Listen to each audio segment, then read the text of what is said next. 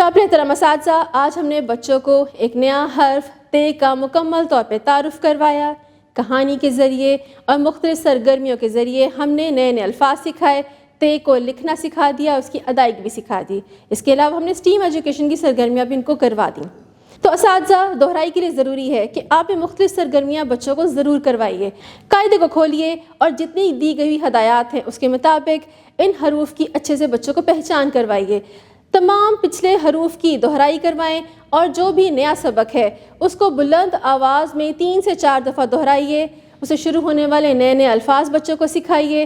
لکھنے سے پہلے بچوں کو فلیش کارڈز ضرور دکھائیے۔ اس کے علاوہ ہوا میں لکھنا سکھائیں، ریت پہ لکھنا سکھائیں، پھر پینسل پکڑنے کی مشق کروائیں۔ اسٹیم ایجوکیشن کی سرگرمیاں بچوں کو ضرور کروائیں۔ اب میں آپ کو بتاؤں گی کہ وہ سرگرمیاں کون کون سی ہیں۔